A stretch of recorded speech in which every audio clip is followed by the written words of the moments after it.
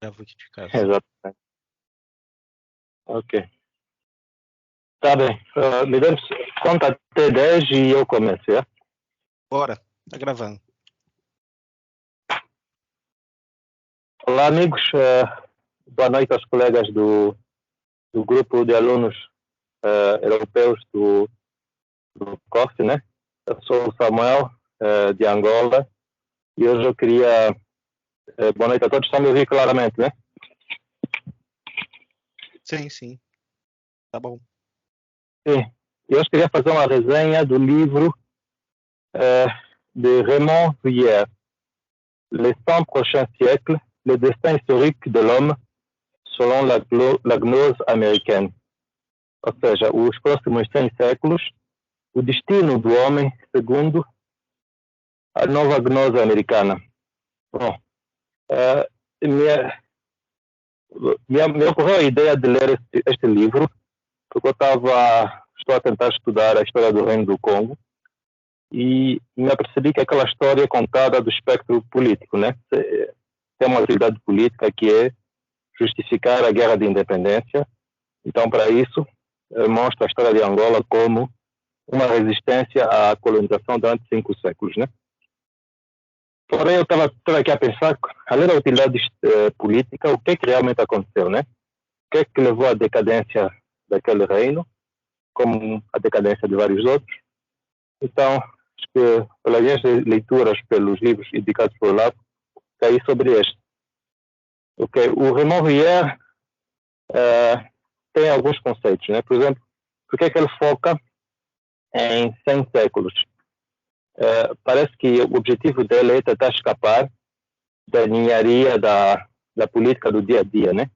Este partido, aquele partido, esta ideologia, aquela ideologia. Ao colocar em 100 séculos, ele quer encontrar quais são os princípios gerais que permitem aos povos durar no tempo, durar em séculos. Porque acho que na óptica dele, enfim, ele escapa das lutas que são simplesmente por conveniência, né? Vocês são brasileiros, então, por exemplo, para vocês é muito fácil entender que, por exemplo, uma luta entre PT e PSDB não é uma luta por algo tangível, é apenas uma luta para saber quem vai comandar um Estado sobre o qual os dois partidos estão de acordo. Mas na escala dos séculos, né, isto já não é, desaparecem esses detalhes. Então, primeiro, por que é que ele diz a gnose americana, né? Quem são esses gnósticos americanos que ele fala? Não é realmente uma espécie de teoria da conspiração, né, como gnósticos do século XV, mas ele vê os novos gnósticos americanos como a Universidade Americana, o complexo intelectual de Harvard, MIT. Estão a ver? Então, são pessoas que acreditam que o mundo observado, né, descrito pela ciência, é o único mundo que existe, não existe outra realidade espiritual, metafísica, né? Só existe esse mundo físico descrito pela ciência. E o detalhe é que este livro foi escrito nos anos 60 pelo Raymond Vuillard. Então, já naquela altura eu estive a pensar quais são as consequências das ideias, né, desta elite americana, que naquela altura estava no mundo bipolar, mas agora é quase que a elite que domina intelectualmente e culturalmente o mundo inteiro, né? Por isso que vocês têm coisas como o movimento BLM em todos os países do mundo, na Europa, em África, ou todos esses movimentos sociais. Então, tendo em conta o que acredita esta elite intelectual ocidental, então Raymond Vuillard quer saber qual é o destino da humanidade dentro desse espectro intelectual, né? Então, ele quer saber qual é a futurologia desta elite americana. Bom, se bem que aqui um detalhe, é uma futurologia descritiva, ou seja, são simplesmente a descrever aquilo que acham que vai acontecer, ou é uma espécie de inevitável planejado, né?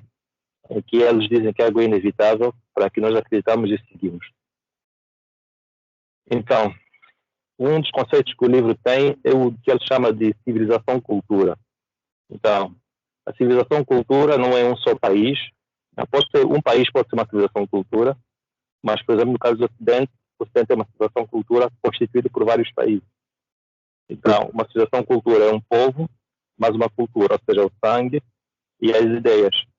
E ela te dá uma imagem que ele chama de Operação Asmodeu, acho que é um demônio na literatura, e que ele pergunta, se você trocar todos os meninos alemães por meninos franceses, sem que os seus pais se apercebessem, será que isso faria alguma diferença sobre esses dois países num prazo, por exemplo, de 5 anos, de 10 anos? Se você pegar meninos brasileiros, trocar por americanos, sem os seus pais souberem, será que o seu desempenho social e intelectual no futuro será o mesmo? Talvez não. A ideia que ele quer dizer é o seguinte, ou seja, o povo é o suporte físico e a cultura é como se fosse o software. A qualidade física do povo biológica é importante, a qualidade civilizacional é importante. E o jogo entre essas duas coisas é que te dá uma civilização-cultura. Então, a cultura, para eles, é isso como uma máquina de resolver problemas, né? Resolver problemas físicos, como é que as pessoas vão se alimentar, se aquecer, se transportar, se defender de ameaças externas, ou manter a coesão, e resolver também problemas psicológicos, como garantir a paz social, arbitrar os problemas políticos, os conflitos de geração. Então, a cultura, assim, é como se fosse uma máquina. E as pessoas, tanto fisicamente como culturalmente, pelos seus papéis sociais, né, são parte dessa máquina. Então, para ele, um dos valores, já que não existe Deus, né, nesse quadro do livro não existe Deus, um dos valores que temos objetivamente no mundo para as civilizações é a sua duração. Durar é um valor. Então, as civilizações, culturas que duram mais, são mais valiosas e eficazes que aquelas que duram menos. Então, quais são as bases da civilização, né? Ou seja, quais são os fatores, ele tenta falar dos fatores que permitem a civilização existir, né? E qual é o homem modelo ao qual nós olhamos para servir de exemplo e de nos motivar para subir, né? Então, por exemplo, acho que no tempo dos aztecas, os aztecas tinham elementos psicológicos da sua sobrevivência, por exemplo, a crença que tinham que sacrificar pessoas, né, para apaziguar os deuses, para garantir boas chuvas, né? O mesmo acontecia no Egito. Achavam que iam fazer sacrifícios para poder apaziguar Deus e permitir que o Nilo tenha seu ciclo normal e que os deuses os protejam de ameaças. Todas essas cerimônias são meios, são técnicas para permitir a paz social. Então, um exemplo que ele deu também, por exemplo, imagina uma sociedade que tenha as mulheres bonitas como a base da sua paz social, né? Como, por exemplo, o tráfico no Brasil. Tomamos aquilo como um exemplo de uma civilização, cultura, né? É só uma parte da sociedade, mas é um exemplo. Por exemplo, qual é o plano de carreira das pessoas que entram no tráfico, que os motivam? Desculpa, o bloqueio. Consegue me ouvir ainda? Alô? Sim, estamos ouvindo. Olá, amigos. Eu estou ouvindo bem. Sim. Desculpa, pensei que estava falando sozinho. E o tráfico, por exemplo, qual é o plano qual é a expectativa e o anseio da pessoa que entra no tráfico? Né? O que ele vai olhar? Ele vai olhar quem está no topo da pirâmide e vai aspirar aquilo e vai tentar lutar na vida para chegar ao topo da pirâmide. O que é que tens no topo da pirâmide? Né? Tens alguém que tem o poder de matar, ele tem todos os bens de consumo que quiser e tem todas as mulheres que quiser. Então, por exemplo, o Raymond Riel dá um exemplo, diz, olha, se tiveres uma sociedade que tem as mulheres bonitas como um valor último, se essa sociedade, por exemplo, perder 50% de suas mulheres bonitas, ou seja, não tiver mulheres bonitas em número suficiente para satisfazer as aspirações de seus membros, essa sociedade pode entrar em colapso. Porque você tem um conjunto de expectativas, né, que estão baseadas em mulheres bonitas como uma recompensa. Percebe?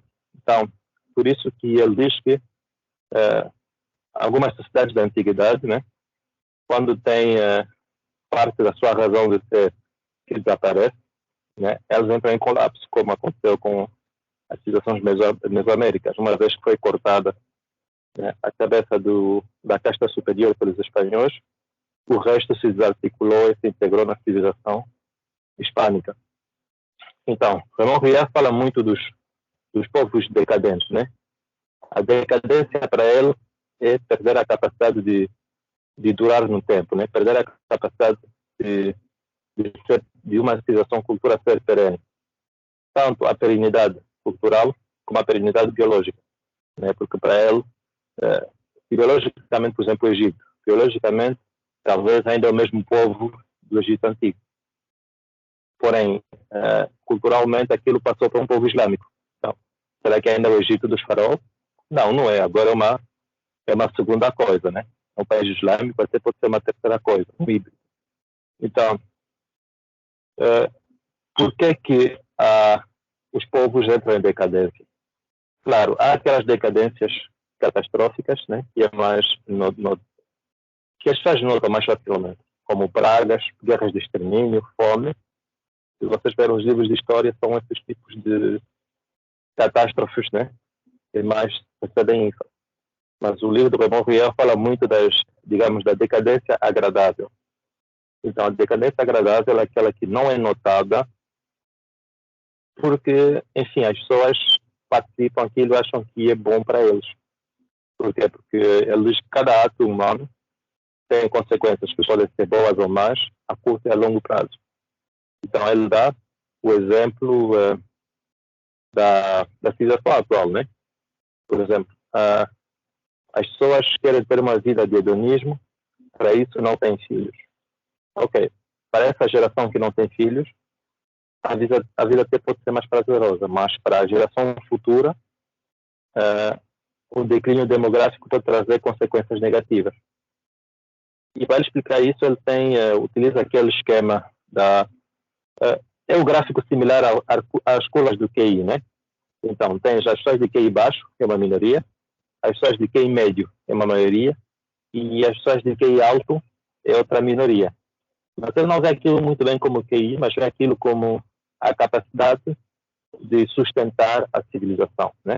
A civilização tem umas bases culturais e materiais, então tem um número de pessoas mínimo necessário para manter a civilização como máquina a funcionar.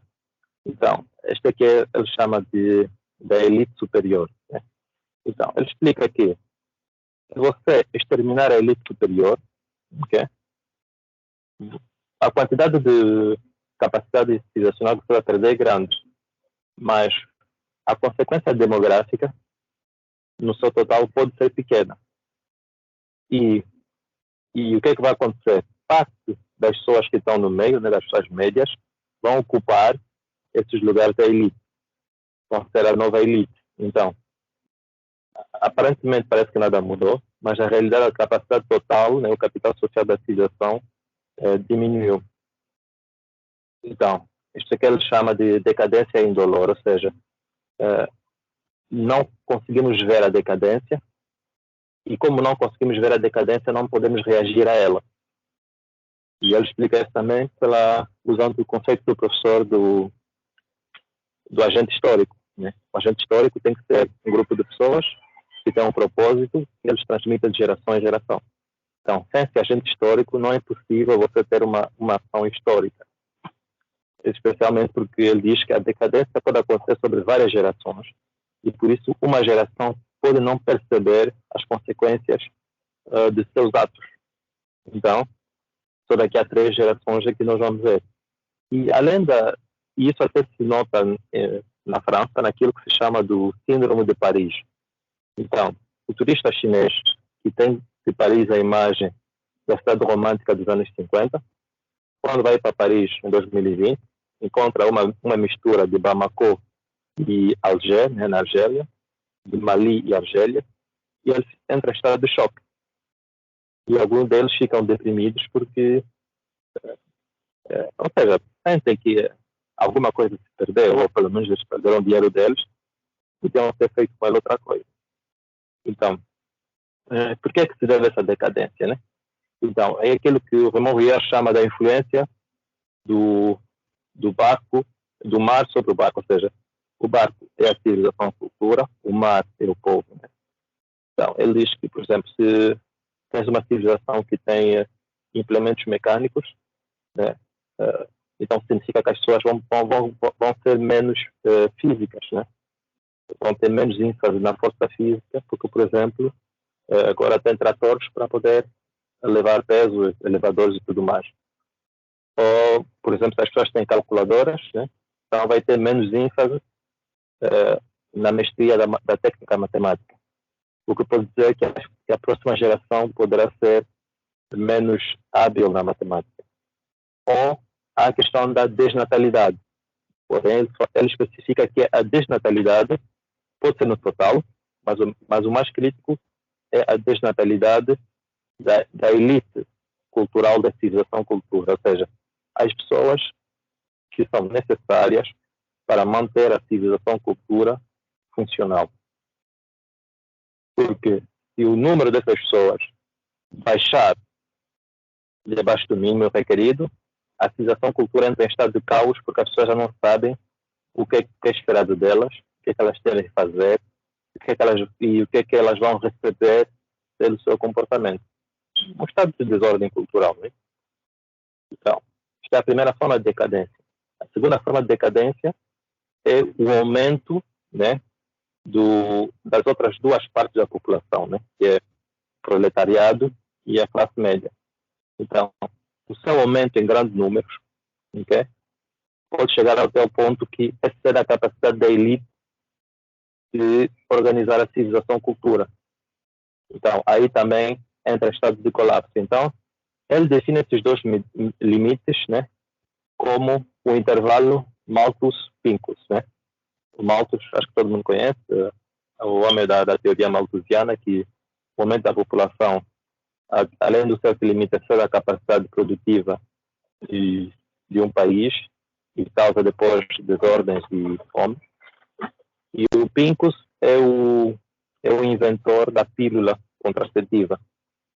Então, a ideia dele é o seguinte: ou a civilização morre porque as pessoas se reproduzem acima da capacidade cultural e técnica de gerir a civilização, ou o número das elites diminui por causa da desnatalidade até um ponto em que não tenha membros da elite suficiente para ocupar esses cargos.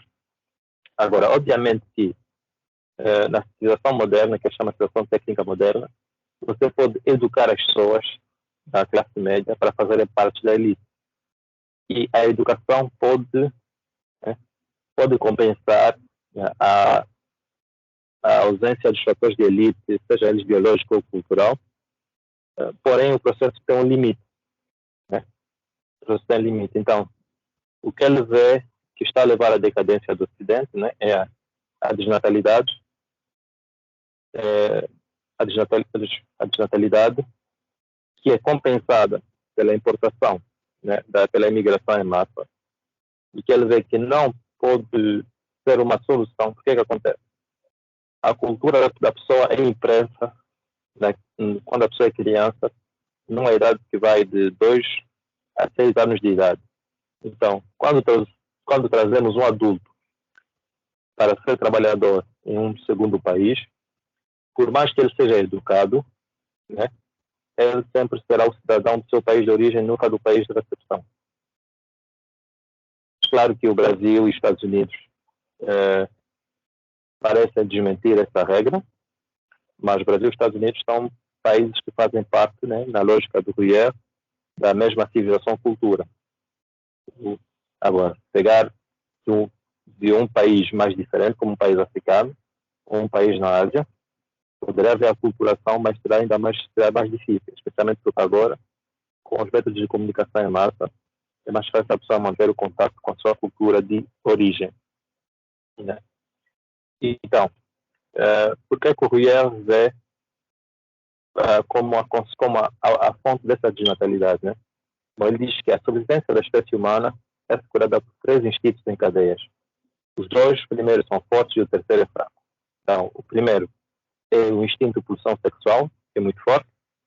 Depois tens o instinto de procriação, que é geralmente fraco, exceto para as mulheres, diante do relógio biológico. E depois tens o instinto parental, que é forte. Então, ele vê que na civilização técnica moderna, que é a ocidental, já que a soviética desapareceu depois de ele escrever o livro, né? Então, o instinto de pulsão sexual, que já é forte, né, é impulsionado com uma conversa de sexo livre, né? Liberdade sexual, a perca da moral cristã e tudo mais, né?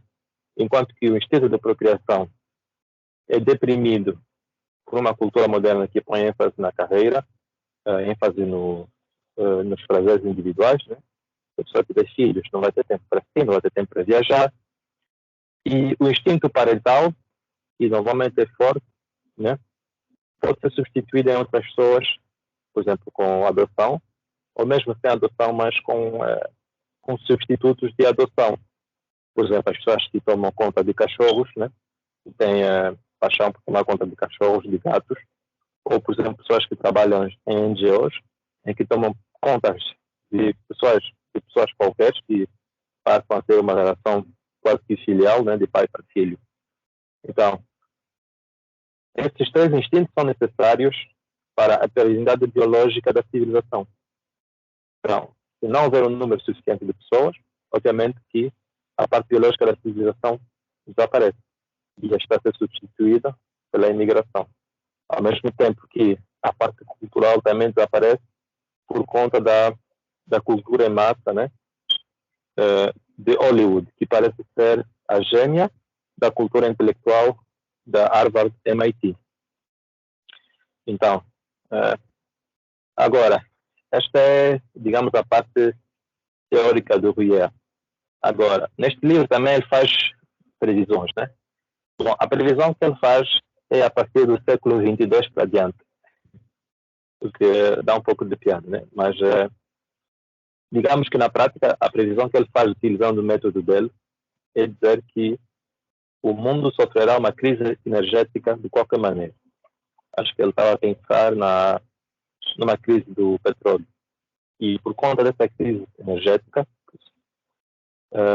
a solução poderia ser passar para a fusão a hidrogênio ou utilizar plantas energéticas que produzem etanol, okay? Que podem substituir, né, o petróleo, né, por conta da versatilidade e da abundância. Porque só com uma fonte de energia como a forma de energia como o petróleo, você pode ter a indústria automóvel, por exemplo, ou as viagens de avião. Se, por exemplo, se tiver a fusão hidrogênica, terás que ter meios de transporte mais elétricos e mais em comuns. Então, ou seja, ele assume que o mundo viverá uma situação de pobreza energética pelo fim do petróleo e pelo aumento da população mundial. Então, esta pobreza energética levará a um mundo mais rural, né? Muito menos citadino, em que terá um controle social muito mais forte pelo uso da mídia em massa, rádio e televisão, porque ele acha que, apesar da energia ser escassa e não permitir a sociedade de consumo que nós temos agora, terá tecnologia suficiente para a elite montar controle de massa pela mídia, né? E que um dos processos que ele acha como fonte de decadência, que é a proletarização da elite, né? Ou seja, atividades que antes eram de elite que passaram para a classe média, então haverá um processo contrário em que aumentará o proletariado ao detrimento da classe média e se manterá a elite. Porque ele vê que a tendência da classe média a tentar aceder ao poder político é um dos fatores de instabilidade que leva à decadência. Então, esta civilização ele vê como será uma civilização, né, dos impérios de civilização. Ou seja, será uma coisa parecida com a China, né? A China é o Estado chinês, é o Estado que tem quase todos os chineses do mundo. Então, será uma civilização dogmática, mais parecida com a civilização islâmica. Por quê? Porque para perceber isso, tens que ver quais as características que ele dá dos povos duradouros, né? Primeiro, ele diz que tem que ter uma taxa de natalidade suficiente, ok? E que essa natalidade tem que ser natural e não artificial. Porque, por exemplo, o que é que tens com os programas de auxílio à natalidade nos países europeus? É que você pode ter uma classe baixa que, como são reprodutores profissionais, né? Recebem subsídio do Estado para ter famílias numerosas, e estas pessoas, essas crianças, né, podem até ser bons proletários e fazer trabalhos manuais, mas dificilmente poderão ser membros da elite, mesmo com toda a formação universitária e ensino obrigatório que você dá, porque o RIA vê que tens o culturalismo, né, que só importa a cultura, e tens o biologismo, que diz que só importa, né, claro, os fatores biológicos da pessoa. Mas é ver que há uma mistura das duas coisas. E a tendência do mundo moderno é achar que tudo pode se resolver com cultura e educação. Então, se você tem um problema demográfico, você dá subsídio às pessoas para terem filhos, mas essas crianças podem não ser parte da elite biológica. Não. Então, tens que ter uma natalidade suficiente, né? O total da população tem que ser um número suficiente para escapar de acidentes históricos, né? Como guerras, fome, desastres naturais. E, aliás, para o RIER, se você tiver, por exemplo, a situação que você tinha no tempo do Império Romano, que é, tens uma população que está dentro do Império e que está sujeita aos fatores de degradação moral e biológica criada pela civilização, porque para ele, toda a civilização mutila o povo que a exprime. Mas como você tens os bárbaros germânicos, que etnicamente e biologicamente são similares aos romanos, então ele vê as invasões bárbaras menos como um desastre que viu o colapso do Império Romano, mas como uma salvação no sentido de que a reserva racial, que eram os bárbaros, não é? Juntaram-se ao Império Romano e revitalizaram biologicamente o Império Romano, porque os povos do Império Romano foram mutilados pela civilização. Ok? Vou já acabar. Desculpa, alguém fez um comentário, vou já acabar daqui a 5 minutos. Então, concluindo. Diga? O Aldo comentou que ele precisou de sair. Não percebi. O Aldo comentou que ele precisou de sair. Alô? Tá me ouvindo? Ok, sem problemas. Sim, estou ouvindo.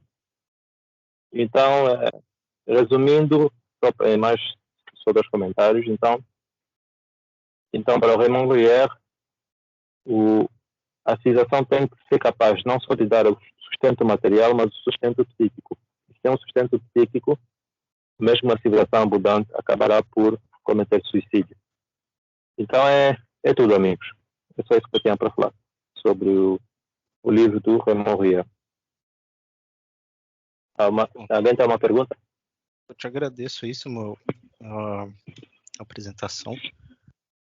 Se depois você puder passar por escrito para mim o nome do livro e o autor, para eu também colocar no vídeo, eu agradeço. É interessante, sim. Você estava falando sobre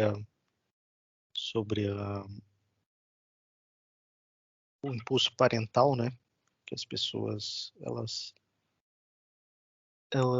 trocam, né? Elas fazem um arranjo com outros tipos de cuidado, né? Cuidado animal, enfim. E é uma coisa que está acontecendo muito. Eu não sei se no Brasil acontece, talvez menos, porque no geral no Brasil essa cultura do não ter filhos não entrou muito, né? Com exceção de algumas classes, de alguns setores da sociedade, essa ideia não entrou muito. Mas nos Estados Unidos, por exemplo, que entrou mais, você vê as empresas falando de empresas família, né? Então, os seus colegas são sua família, seus colegas de trabalho são sua família, né? E está toda essa discussão agora de voltar ao escritório, né? Porque o pessoal estava trabalhando de casa e eles estão tentando convencer as pessoas a voltar para o escritório, e todo esse discurso, né, de que volte para a sua família, né?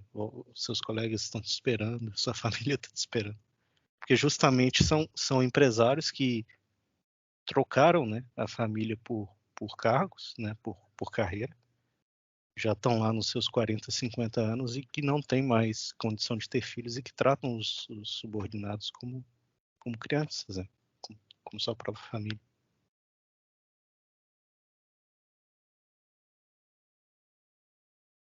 Exatamente. E o que o autor diz é que se este fenômeno se acontecer nas elites do país, da civilização, então o desastre é certeiro. E se você ler o livro parece ser uma maneira muito inteligente de descrever o filme Idiocracia, né? Acho que a maioria das pessoas já viu, em que aquele filme que diz que o mundo vai entrar em colapso se as pessoas inteligentes tiverem menos filhos que os burros, né? Uhum. Então, é mais ou menos isso que o autor quer dizer de uma maneira mais complexa. Sim. É interessante, a gente estava até comentando antes de começar a live que o Góes estava dando um testemunho dele de como está São Paulo, que ele vai na favela, o pessoal está escutando um tipo de música. Ele vai nos bairros nobres, o pessoal está escutando o mesmo tipo de música. Então eles veem os mesmos filmes, eles escutam as mesmas músicas, eles assistem os mesmos filmes, é tudo igual, né? A diferença na sociedade ela só está na conta bancária, porque todo mundo pensa igual, todo mundo age igual. Impressionante.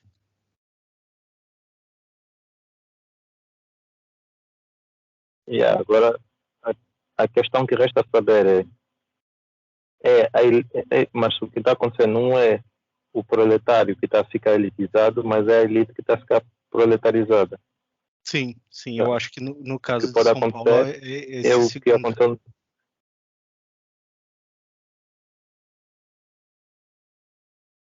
Sim. E por isso que depois a expressão daquilo vai ser pessoas que não têm a capacidade de preencher certos cargos vão acabar por lá. Como o filme Idiocracia, né? Que você tem o lutador como que chama aquele, de luta americana, o Camacho, que vira presidente da República. Mas acho que encerramos por aqui. Uh, já não posso mais falar, os colegas estão a reclamar, os amigos estão a reclamar. Um abraço e obrigado. Beleza. Abraço, meu. Fico com Deus. Beleza. Muito obrigado. Tchau, tchau.